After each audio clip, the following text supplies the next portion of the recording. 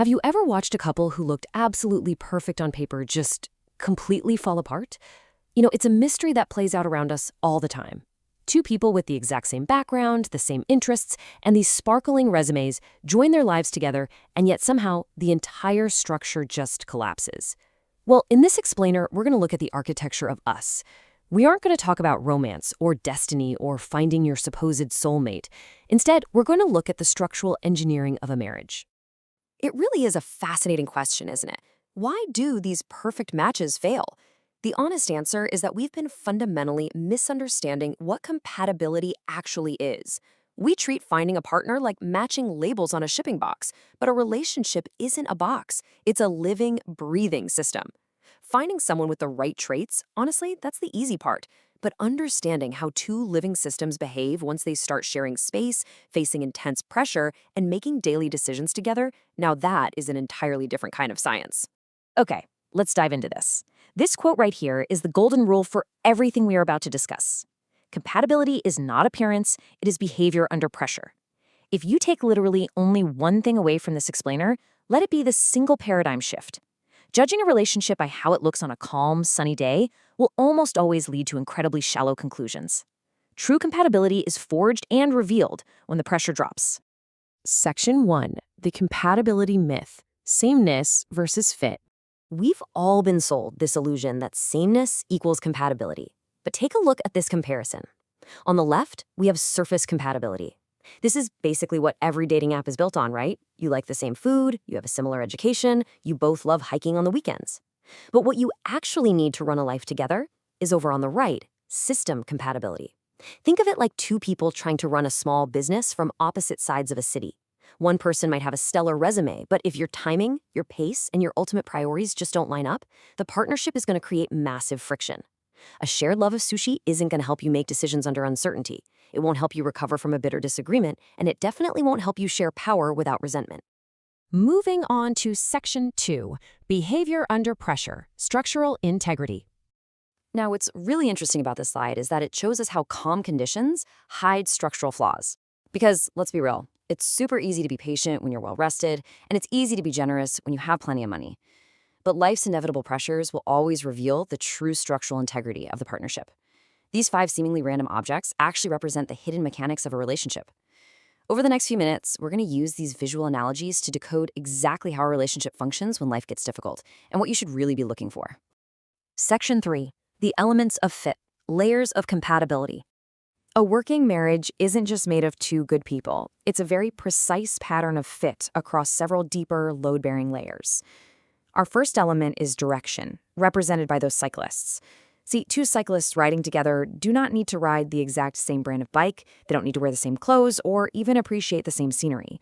But if one wants to sprint toward the city and the other wants to stop every 5 minutes to look at the trees, they are going to constantly collide over pace. In a relationship, shared direction matters infinitely more than shared style. Ask yourselves, what kind of life are you building? What are you willing to sacrifice? Your personalities can be totally different, but your destinations absolutely must align. Next is the bridge, which represents conflict. Look, every couple fights, but conflict is essentially a stress test on a bridge. A bridge doesn't fail just because a really heavy truck drives over it. It fails if its internal structure cannot distribute that pressure safely. So the real question isn't, do we fight? It's, what does the conflict actually do to us? Does disagreement leave hidden structural damage, or does the relationship absorb it, repair it, and resolve it? Basically, can you stay respectful even when you are deeply disappointed? And this brilliantly illustrates our third element, power balance. Imagine two people carrying a heavy table through a narrow doorway. If one person does all the heavy lifting while walking backward, while the other just lightly guides the front, well, the table still moves. It looks like teamwork. But over time, the person carrying the heavy load gets fatigued. Then they get irritated and finally resentful. If one person in a relationship is always the one adjusting, always doing the emotional labor just to keep the peace, it breeds this quiet, toxic resentment that eventually breaks the whole system. Our fourth element is emotion, represented by a phone battery. People very often mistake emotional intensity for emotional capacity. But think about it. A powerful phone battery is only really useful if it can keep functioning when 20 apps are open, the signal is weak, and it's freezing cold outside. Emotional regulation matters far more than intensity. When life gets incredibly messy, can a partner remain steady? Can they hold their own emotions without collapsing, blaming you, or just shutting down entirely? So the crucial point is that these elements, direction, conflict, power, emotion, and expectations, make up the actual structural foundation of a lasting marriage. Notice how each layer prevents a very specific type of collapse. Aligned direction prevents long-term drift. Healthy conflict prevents recurring damage. Balanced power prevents quiet resentment. Regulated emotion prevents instability. And shared expectations, our final map, prevent hidden disappointment. Section 4. Rethinking your standards. Tools for judgment. Now that we understand the elements of fit, we really need to look at the tools we use to judge them, which are our standards. Having high standards is generally seen as a great thing, but I want you to think of them kind of like a security checkpoint at an airport. A checkpoint is highly effective at screening out obvious risks, right? It removes clearly unsuitable options. But passing a security checkpoint doesn't prove that someone is a deeply trustworthy, loyal, and kind human being. It just means they cleared a minimum threshold. We absolutely cannot worship our standards as the final verdict on deep system fit. To actually use standards effectively, we have to separate them into two distinct categories. On one side, we have value-based standards. These protect the structure of the life you're trying to build. But on the other side, we have anxiety-based standards. These are basically just demands for control to protect yourself against uncertainty. For instance, wanting a partner to pull in a very specific high salary number just to ease your own personal insecurity, that's anxiety-based. But wanting a partner who shares your fundamental views on money so you can make cooperative financial decisions, that is value-based. I really want you to ask yourself this question about the standards you currently hold. Does this standard protect the relationship, or does it just protect you from uncertainty? Every real marriage involves trade-offs. If you use your standards as this impenetrable shield, trying to eliminate all risk and avoid the emotional cost of commitment, you aren't actually looking for a partner. You're trying to design a risk-free life, and honestly, that simply doesn't exist. Let's move to and see how this builds directly into the danger of rigid standards. We frequently confuse principles with preferences. A principle is tied to the long-term integrity of the relationship. A preference, on the other hand, is just tied to your comfort zone.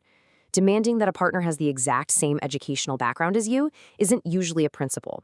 It's a preference masquerading as a hard rule. And when we do this, we artificially shrink our field of possibility, and we end up blocking perfectly workable, beautiful matches. Section 5. Choosing with confidence. Evaluating partnerships. Once we strip away the anxiety-based standards and those rigid preferences, we are left with a very clear, sober way to evaluate a partnership. Viewing compatibility as an engineering system rather than just a romantic vibe completely transforms how we make choices. You want to look for the true signals of a solid foundation. Can this person cooperate under stress? Do they stay respectful when they are genuinely disappointed in you? Can they share authority without secretly keeping score? Can they adapt to life's surprises without losing their own identity? Because a strong marriage doesn't magically avoid differences. It successfully organizes difference into cooperation. And that brings us to the ultimate standard of a truly good fit.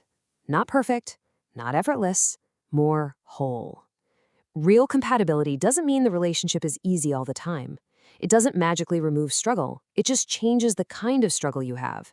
Instead of endless, exhausting confusion, you have workable tension.